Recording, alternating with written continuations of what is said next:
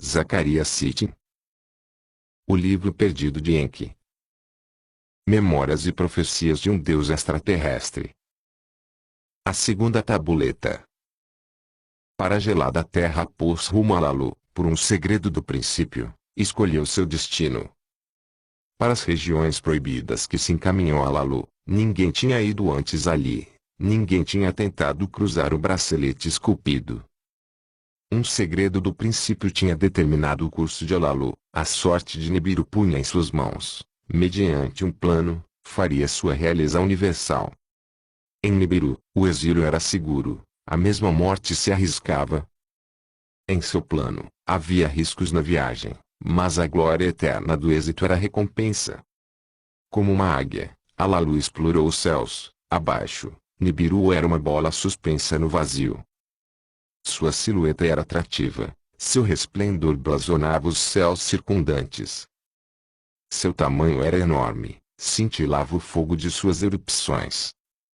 Seu pacote sustentador de vida, seu tom avermelhado, era como espuma marinha. Em sua metade, via-se a brecha, como uma ferida escura. Olhou para baixo de novo, a ampla brecha se converteu em uma cubeta. Voltou a olhar, a grande bola de Nibiru se converteu em uma fruta pequena. Olhando de novo, Nibiru tinha desaparecido no grande mar escuro. O remorso se aferrou ao coração de Lalu, o medo tinha entre suas mãos, a decisão se permutou em dúvida. Lalu considerou deter sua trajetória, depois, com audácia retornou à decisão. 100 léguas, 1000 léguas percorreu o carro, 10.000 léguas viajou o carro. Nos amplos céus, a escuridão foi ao mais escura, na longura, as estrelas distantes piscavam ante seus olhos. Mais léguas viajou Lalu, e logo, seu olhar encontrou uma visão de grande alvoroço. Na extensão dos céus, o emissário dos celestiais lhe dava as boas-vindas. O pequeno Gaga, que mostra o caminho, dava o bem-vindo a Lalu com sua volta, até ele estendia seu bem-vindo. Perambulando esvaído, estava destinado a viajar antes e depois do celestial Antu, com o rosto para diante, com o rosto para trás, com dois rostos estava dotado. Sua aparição, ao ser o primeiro em receber a Lalu, considerou este como um bom augúrio, pelos deuses celestiais é bem-vindo, assim o entendeu. Em seu carro, a Lalu seguiu o atalho de Gaga, até o segundo deus dos céus se dirigia. Logo o celestial Antu, o nome que lhe disse o rei Ensar, divisou-se na escuridão das profundidades, azul como as águas puras era sua cor, das águas superiores era o começo. Lalu ficou encantado com a beleza da visão, a certa distância continuou seu percurso. Na longura, o marido de Antu começou a brilhar, por tamanho igual ao de Antu. Como o dobro de sua esposa, por um verde azulado se distinguia Wan. Uma fascinante multidão o circundava, de chãos firmes estavam providos. Lalu lhes deu uma afetuosa despedida aos dois celestiais, discernindo ainda o atalho de Gaga. Estava mostrando o atalho para seu antigo senhor, do qual uma vez foi conselheiro, para o Ansar, o primeiro dos príncipes dos céus, dirigia seu percurso. Acelerando o carro, Lalu pôde vencer a insidiosa atração do Ansar, com anéis brilhantes de fascinantes cores enfeitiçava o carro. Lalu dirigiu rapidamente o olhar a um lado, e desviou com força o que mostra o caminho. Então, ante ele apareceu uma visão ainda mais temível. Nos seus longínquos, a estrela brilhante da família chegou a ver. Uma visão mais atemorizadora seguiu a revelação. Um monstro gigante, movendo-se em seu destino, arrojou uma sombra sobre o sol, quizás se tragou a seu criador.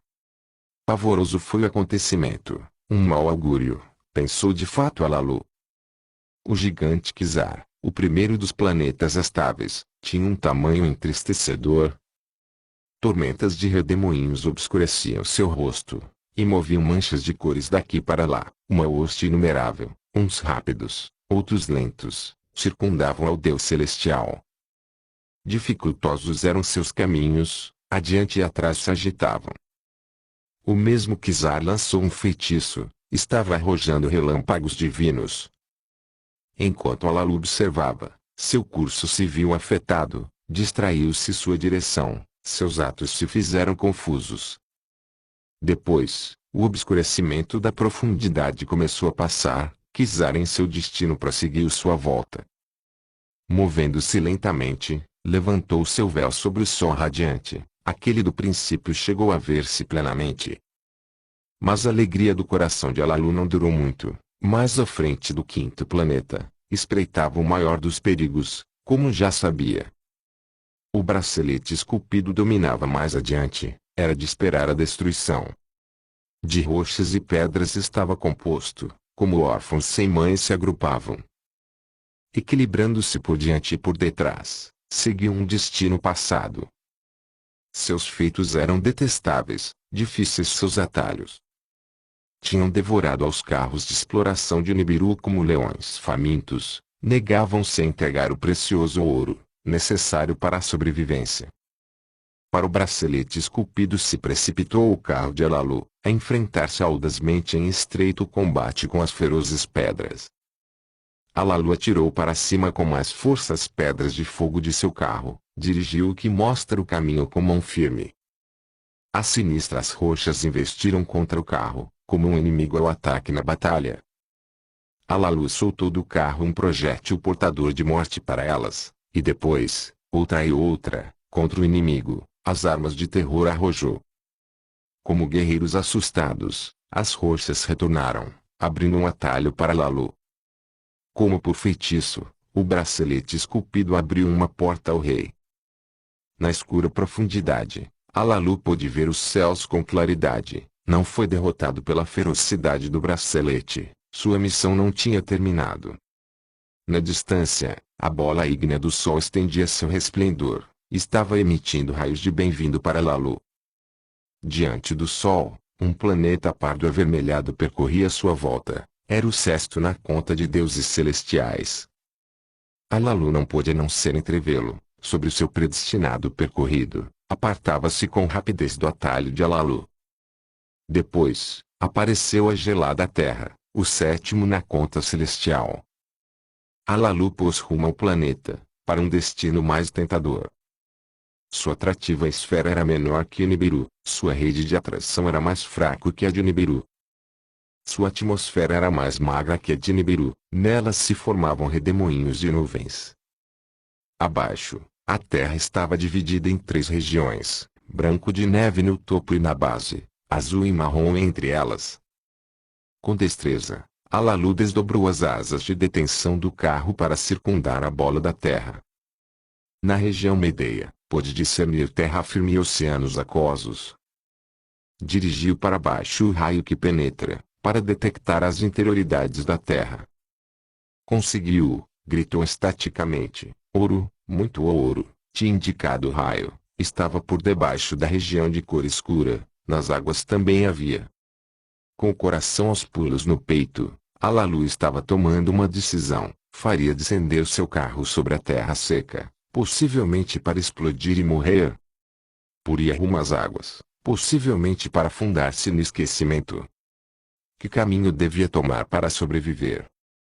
Descobriria o valioso ouro. No assento da águia, Alalu não se agitou, em mãos da sorte confiou o carro. Completamente cativo na rede atrativa da terra, o carro se ia movendo cada vez mais rápido. As asas estendidas se acenderam, a atmosfera da terra era como um forno. Logo, o carro tremeu, emitindo um estrondo mortífero. Abruptamente, o carro chocou, detendo-se de repente. Sem sentido pela sacudida, aturdido pelo choque, Alalu ficou imóvel. Logo, abriu os olhos e soube que estava entre os vivos. Ao planeta do ouro tinha chegado vitorioso. Vem agora o relato da terra e seu ouro. É um relato do princípio, e de como os deuses celestiais foram criados. No princípio, quando no cima os deuses dos céus não tinham sido chamados a ser, e no que de abaixo, o chão firme ainda não tinha sido renomado, só no vazio existia Apsu, seu engendrador primitivo. Nas alturas do acima, os deuses celestiais ainda não tinham sido criados, nas águas do abaixo, os deuses celestiais ainda não tinham aparecido. Acima e abaixo, os deuses ainda não tinham sido formados, os destinos ainda não se tinham decretado. Nenhum cano se formou ainda, nem terra pantanosa tinha aparecido. Apsu, sozinho, reinava no vazio. Depois, mediante os ventos do Apsu, as águas primitivas se mesclaram. Um hábil e divino conjuro lançou Apsu sobre as águas. Sobre a profundidade do vazio, ele verteu um profundo sonho. Tiamat, a mãe de tudo, forjou como esposa para si mesmo. Uma mãe celestial, era certamente uma beleza alcosa. Junto a ele, Apsu trouxe depois ao pequeno Mumu, como mensageiro seu nomeou, para fazer um presente a Tiamat. Um presente resplandecente concedeu Apsu a sua esposa, um radiante metal, o imperecível ouro, para que só ela o possuísse. Depois foi quando os dois mesclaram suas águas, para que saíssem entre eles os filhos divinos. Varão e fêmea foram criados os celestiais, Lamu e Lamu por nomes lhes deram. No abaixo, Apsu e Tiamat lhes fizeram uma morada. Antes que tivessem crescido em idade e em estatura, em que as águas do acima, Ansar e Kizar foram formados, ultrapassando a seus irmãos em tamanho.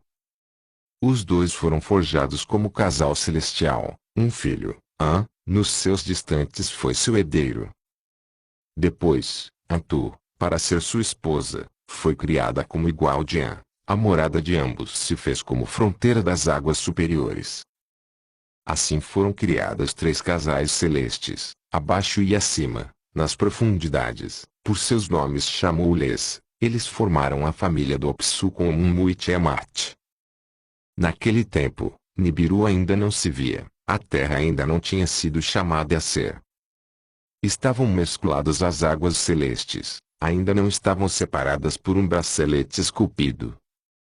Naquele tempo, as voltas ainda não estavam de tudo desenhadas, os destinos dos deuses ainda não estavam firmemente decretados, os parentes celestiais se agrupavam, erráticos eram seus caminhos. Para o Apsu, seus caminhos eram certamente detestáveis. Tiamat, sem poder descansar, sentia-se ofendida e enfurecida.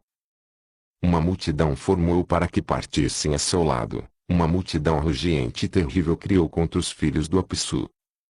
Em total, 11 dessa espécie criou. Ela fez ao primogênito, Kingu, chefe entre eles. Quando os deuses celestiais ouviram isto, em conselho se reuniram. Elevou Kingu, deu-lhe mando até o grau do An, disseram-se entre si. Uma tabuleta do destino em seu peito pôs, para que se procure sua própria volta. Instruiu a seu vastago Kingu para combater contra os deuses. Quem resistirá a Tiamat? Os deuses se perguntaram entre si. Nenhum em suas voltas se adiantou, nenhum levaria uma arma para a batalha. Naquele tempo, no coração do profundo foi engendrado um deus, nasceu em uma câmara de sortes, um lugar dos destinos.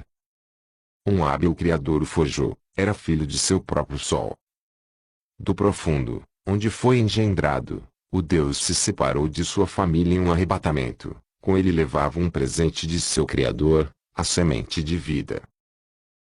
Pôs rumo para o vazio, um novo destino estava procurando. A primeira em espionar ao celestial errante foi a sempre atenta Antu. Sua figura era atrativa, resplandecia radiante, senhoriais era seu andar, extremamente grande era seu curso. De todos os deuses era o mais elevado, sua volta ultrapassava as de outros. A primeira em vislumbrá-lo foi Antu, de cujo peito nenhum filho tinha mamado. Vem, sê meu filho, chamou-lhe. Deixe que seja sua mãe. Lhe arrojou sua rede e lhe deu as boas-vindas, fez seu rumo adequado para o propósito. Suas palavras encheram de orgulho o coração do recém-chegado, aquela que o criaria o fez altivo. Sua cabeça até dobro de seu tamanho cresceu, 4 membros a seus lados brotaram. Moveu seus lábios em reconhecimento, um fogo divino fulgurou entre eles. Virou seu rumo para Antu, e não demorou para mostrar seu rosto a An. Quando An viu, meu filho, exaltado gritou, para a liderança te confiará. Junto a ti, uma hoste serão seus servos. Que Nibiru seja seu nome, conhecido para sempre como cruzamento. Ele se prostrou ante a Nibiru, voltou seu rosto ante o passo de Nibiru, estendeu sua rede, 4 servos formou para Nibiru, para que fossem, junto a ele, sua hoste, o vento sul, o vento norte, o vento leste, o vento oeste. Com o coração contente, An anunciou ao Ansar, seu predecessor, a chegada de Nibiru. Para ouvir isto, Ansar enviou a Gaga, que estava a seu lado, como emissário. Palavras de sabedoria transmitiu a An, para atribuir uma tarefa a Nibiru. Encarregou a Gaga que pusesse voz ao que havia em seu coração, ao lhe dizer assim: Tiamat, a que nos engendrou, agora nos detesta, pôs em pé uma hoste de guerra, está enfurecida e enche de ira. Contra os deuses, seus filhos, 11 guerreiros partem a seu lado, de entre eles, elevou Kingu, e o marcou no peito um destino sem direito. Nenhum deus entre nós poderá sustentar-se frente à sua malevolência, sua hoste pôs o medo em todos nós. Que Nibiru se converta em nosso vingador. Que ele vença Tiamat, que salve nossas vidas. Para ele decretou uma sorte, que saia e siga em frente a nossa poderosa inimizade.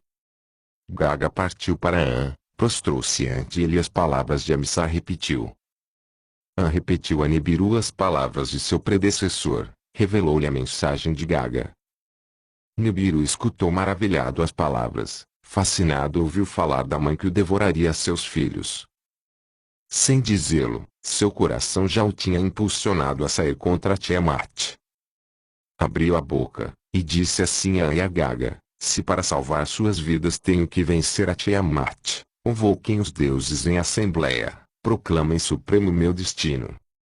Que todos os deuses acordem em conselho para me fazer o líder, submeter-se a meu mandato. Quando Lamu e Lamu ouviram isto, gritaram angustiados, estranha era a demanda, não se pode compreender seu sentido, disseram eles.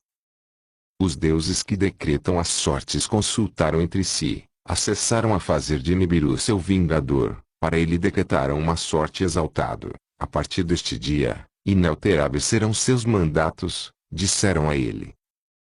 Nenhum de entre nós os deuses transgredirão seus limites. Vê, Nibiru, seja nosso vingador. Forjaram para ele uma volta principesca para que avançasse para Tiamat, deram suas benções a Nibiru, e deram armas terríveis a Nibiru. Ansar forjou 3 ventos mais de Nibiru, o vento maligno, o torvelinho, o vento sem par. Kizar encheu seu corpo com uma chama ardorosa, e uma rede para envolver a Tiamat. Assim, preparado para a batalha, Nibiru pôs rumo em direção a Tiamat. Vem agora o relato da batalha celestial, e de como a terra deveria ser, e do destino de Nibiru. O Senhor saiu, estabelecido pelas sortes, seguiu seu rumo, a terrível Tiamat encarou, com seus lábios pronunciou um conjuro. Como manto de amparo, pôs em marcha o pulsador e o emissor, com uma impressionante radiação foi coroada sua cabeça. À sua direita, apostou no Keferi, em sua esquerda, colocou o repulsor. Os 7 ventos, sua hoste de auxiliares, como uma tormenta enviou, precipitou-se para a terrível Tiamat, com um clamor de batalha. Os deuses formaram redemoinhos junto a ele, depois se separaram de seu caminho. Avançou sozinho para examinar a Tiamat e a seus ajudantes, para fazer uma ideia dos planos de Kingu, o comandante de sua hoste. Quando viu o valente Kingu, lhe nublou a vista, enquanto olhava aos monstros, lhe distraiu a direção, seu rumo se transtornou, seus atos se confundiram. O grupo de Tiamat a rodeava estreitamente, tremiam de terror. Tiamat estremeceu suas raízes, um rugido poderoso emitiu, lançou um feitiço sobre Nibiru, envolveu com seus encantos. A sorte entre eles estava lançada, a batalha era inevitável. Cara a cara se encontraram, Tiamat e Nibiru, avançavam um contra outro, aproximavam-se da batalha, procurando singular combate. O Senhor estendeu sua rede, para envolvê-la e lançou, Tiamat gritou com fúria, como possuída, perdeu seus sentidos.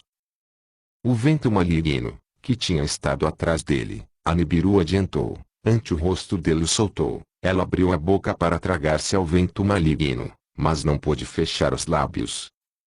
O vento maligno carregou contra seu ventre, abriu-se passo em suas vísceras. Suas vísceras uivavam, seu corpo se dilatou, a boca lhe abriu. Através da abertura, Nibiru disparou uma flecha brilhante, um relâmpago divino. A flecha lhe despedaçou as vísceras, fez-lhe pedaços o ventre, rasgou-lhe a matriz, partiu-lhe o coração. Havendo-a submetido assim, ele extinguiu seu fôlego vital. Nibiru contemplou o corpo sem vida. Tiamat era agora um cadáver massacrado. Junto à sua senhora sem vida, seus 11 ajudantes tremiam de terror, ficaram capturados na rede de Nibiru, incapazes como eram de fugir.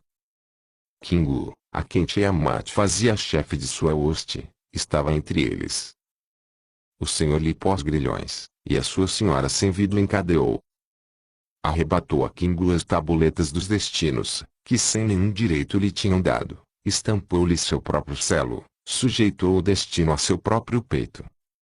Ao resto do grupo de Tiamat os atou como cativos, em sua própria volta os apanhou. Pô-los sob seu pé, cortou-os em pedaços. Atou-os a todos à sua volta, fez-lhes girar ao redor, com o rumo investido. Depois, Nibiru partiu do lugar da batalha, anunciou a vitória aos deuses que lhe tinham renomado. Deu a volta ao redor do Apsu, para que Zarian-Sar viajou.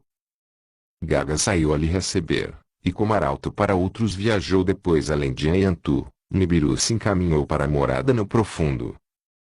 Sobre a sorte da inerte Tiamat e do Kingu refletiu depois, a Tiamat, a que tinha submetido. O senhor Nibiru voltou mais tarde e encaminhou-se para ela, deteve-se para ver seu corpo sem vida, esteve planejando em seu coração dividir habilmente o monstro. Depois, como um mexilhão, em duas partes a dividiu, separou o tronco das partes inferiores. Separou os canais internos dela, maravilhado contemplou suas veias douradas. Pisando em sua parte posterior, o senhor cortou completamente a parte superior. O vento norte, seu ajudante, a seu lado chamou, que se levasse a cabeça cerceada, ordenou-lhe ao vento, que a pusesse no vazio. O vento de Nibiru se abateu, pois, sobre Tiamat, varrendo suas chorreantes água. Nibiru disparou um raio, ao vento norte e lhe deu um sinal, em um resplendor, a parte superior de Tiamat foi levada a uma região desconhecida. Com ela, também foi exilado o encadeado Kingu, para que fora companheiro da parte seccionada. Depois, Nibiru refletiu sobre a sorte da parte posterior, queria que fosse um troféu imperecível da batalha, um aviso constante nos céus, que assinalasse o lugar da batalha. Com sua massa, golpeou a parte posterior até fazê-la partes pequenas, depois os enlaçou em uma banda até formar um bracelete esculpido, entrelaçando-os, situou-os como guardiões, um firmamento para dividir as águas das águas. As águas superiores por cima do firmamento das águas inferiores separou, assim forjou Nibiru suas hábeis obras. Depois, o senhor cruzou os seus para inspecionar as regiões, da zona do Apsu até a morada de Gaga mediu as dimensões. Deteve-se e vacilou, depois, retornou lentamente ao firmamento, ao lugar da batalha. Passando de novo pela região do Apsu, na desaparecida esposa do sol, pensou com remorso. Contemplou a metade ferida de Tiamat, prestou atenção à parte superior, às águas de vida, generosas nela, das feridas seguiam emanando, suas veias douradas refletiam os raios do Apsu. Da semente da vida, do legado do Criador, lembrou-se então Nibiru. Quando pôs seu pé sobre Tiamat, quando a partiu em pedaços, sem dúvida repartiu a semente dela. Nibiru se dirigiu ao Apsu, lhe dizendo assim, com seus quentes raios, dá saúde às feridas. Que a parte rota, nova vida lhe seja dada, que seja em sua família como uma filha, que as águas em um lugar se reúnam, que apareça a terra firme. Por terra firme que seja chamada, que será seu nome a partir de agora. Apsu fez caso às palavras de Nibiru, que a terra se una à minha família, que, terra firme do abaixo, que terra seja seu nome a partir de agora. Que, com seu giro, haja dia e haja noite, nos dias, proverei-a com meus raios curadores. Que Kingu seja uma criatura da noite, designarei-o para que brilhe na noite companheira da terra, para sempre lua será. Nibiru escutou satisfeito as palavras do Apsu. Nibiru cruzou os céus e inspecionou as regiões, aos deuses que lhe tinham elevado concedeu posições permanentes, destinou suas voltas para que nenhum transgredisse a de outros, nem ficasse curto. Fortaleceu as ecloses celestes, pôs portas em ambos os lados. Uma morada remota escolheu para si, além de Gaga estavam suas dimensões. Suplicou a Apsu que decretasse para ele a grande volta como seu destino. Todos os deuses levantaram sua voz desde suas posições, que a soberania de Nibiru seja sobressalente. O mais radiante dos deuses é que seja, na verdade, o filho do sol. Desde sua região, Apsu deu sua bênção, Nibiru manterá o cruzamento de céu e terra, cruzamento será seu nome. Os deuses não cruzarão nem acima nem abaixo, ele manterá a posição central, será o pastor dos deuses. Um char será sua volta, esse será seu destino para sempre. Vem agora o relato de como começaram os tempos de antigamente, Idara que, nos anais, foi conhecida pelo nome de Era Dourada, e como foram as missões de Nibiru à Terra para obter ouro. A fuga de Alalu desde o Nibiru foi seu começo. Alalu estava dotado de grande entendimento, muitos conhecimentos tinha adquirido em sua aprendizagem. De seu antecessor Ansagal, dos céus e das voltas tinha acumulado muitos conhecimentos, através do Ensar, seus conhecimentos aumentaram grandemente, de tudo isso aprendeu muito Alalu, com os sábios discutia, a eruditos e comandantes consultava. Assim se determinaram os conhecimentos do princípio, assim possuiu Alalu estes conhecimentos. O ouro no bracelete esculpido era a confirmação. O ouro no bracelete esculpido era um indício de ouro na parte superior de Tiamat. E ao planeta do ouro chegou Alalu vitoriosamente, com um choque ensurdecedor de seu carro. Com um raio, explorou o lugar, para descobrir seus arredores. Seu carro descendeu em terra seca, ao fio de amplas terras pantanosas aterrissou. Ficou um casco de águia, ficou um traje de peixe. Abriu a portinhola do carro. Ante a portinhola aberta se deteve com assombro. Escuro era o chão, azul-branco eram os céus, não havia sons, ninguém que lhe oferecesse as boas-vindas. Estava sozinho em um planeta estranho, possivelmente exilado para sempre de Nibiru. Baixou a terra, sobre o escuro estou acostumado a pôr o pé, havia colinas na distância, nas cercanias, havia muita vegetação. Ante ele, havia terras pantanosas, nelas se introduziu, com o frio de suas águas se estremeceu. Voltou para chão seco, estava sozinho em um planeta estranho. Viu-se possuído por seus pensamentos, esposa e descendentes com nostalgia recordava, estaria exilado de Nibiru para sempre. Perguntava se isto-me outra vez. Não demorou para voltar para o carro, com alimento e bebida para manter-se. Depois, venceu-lhe um profundo sonho, uma poderosa vontade de dormir. Quanto tempo esteve dormindo, não podia recordá-lo, tampouco podia dizer o que o tinha despertado. Fora havia muito resplendor, um resplendor nunca visto em Nibiru. Estendeu um pau do carro, com um provador estava equipado. O provador respirou o ar do planeta, indicou sua compatibilidade. Abriu a portinhola do carro. Com a portinhola aberta tomou ar. Outra vez tomou ar, e outra, certamente, o ar de que era compatível. Alalu aplaudiu, ficou a cantar uma alegre canção. Sem o casco de águia, sem o traje de peixe, baixou até o chão. O resplendor do exterior cegava, os raios do sol afligiam. Voltou para o carro, colocou uma máscara para os olhos, tomou a arma portátil, agarrou o prático tomador de amostras. baixou a terra. Sobre o escuro estou acostumado a pôs o pé. Encaminhou-se para os atoleiros. Escuras e esverdeadas eram as águas. Na margem do pântano havia calhaus. Alalu tomou um calhau, jogou-o no pântano. Seus olhos vislumbraram um movimento no pântano. As águas estavam cheias de peixes. Introduziu o tomador de amostras no pântano, para considerar as turvas águas. A água não era adequada para beber. Descobriu Alalu muito decepcionado. Afastou-se dos pântanos, e foi em direção às colinas. Passou através da vegetação. Os arbustos davam passo às árvores. O lugar era como uma horta. As árvores estavam carregadas de frutos. Seduzido por seu doce aroma, Alalu tomou uma fruta, após na boca. Se doce era seu aroma, mais doce era seu sabor. Alalu se deleitou enormemente. Alalu caminhava evitando os raios do sol, dirigindo-se para as colinas. Entre as árvores, sentiu umidade sob seus pés, um sinal de águas próximas. Pôs rumo em direção à umidade. Na metade do bosque havia um lago, uma lacuna de águas silenciosas. Inundou o tomador de amostras na lacuna. A água era boa para beber. Alalu riu. Uma risada sem fim fez presa nele.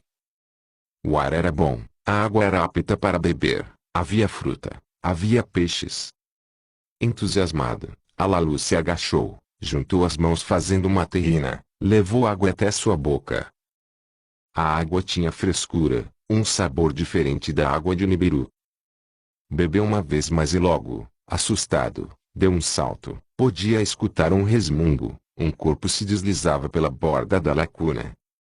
Aferrou a arma portátil, dirigiu uma rajada de seu raio para o que assobiava. O que se movia se deteve, o assobio terminou. Alalu se adiantou para examinar o perigo. O corpo que se deslizava estava imóvel, a criatura estava morta, uma visão da mais estranha. Seu comprido corpo era como uma corda, sem mãos nem pés era o corpo. Havia olhos ferozes em sua pequena cabeça, fora da boca pendurava uma larga língua. Algo que nunca antes tinha visto em Nibiru, uma criatura de outro mundo. Seria o guardião da horta. Meditou Alalu para si mesmo. Seria o dono da água? Perguntou-se. Pôs água em um recipiente que levava, muito alerta, empreendeu o caminho até seu carro. Também tomou as frutas doces, para o carro se encaminhou. A brilhantismo dos raios do sol tinha diminuído enormemente, era escuro quando chegou ao carro. Alalu refletiu sobre a brevidade do dia, sua brevidade lhe surpreendeu. Sobre os pântanos, uma fria luminosidade se elevava no horizonte. Não demorou para elevar-se nos céus uma esfera esbranquiçada. Kingu, o companheiro da Terra, estava contemplando. O que nos relatos do princípio, seus olhos podiam ver agora a verdade, os planetas e suas voltas, o bracelete esculpido, que, a Terra, Kingu, sua lua, todos foram criados, todos por seus nomes chamados. Em seu coração, Alalu conhecia uma verdade mais que era necessário contemplar, o ouro, o meio para a salvação, era necessário encontrá-lo. Se havia verdade nos relatos do princípio, se foram as águas as que lavaram as veias douradas de Tiamat, nas águas de que, sua metade cerceada, encontraria-se o ouro. Com mãos vacilantes, Alalu desmontou o provador do pau do carro. Com mãos trementes, vestiu o traje de peixe, esperando ansioso a rápida chegada da luz diurna. Ao nascer o dia, saiu do carro, aos pântanos rapidamente se encaminhou.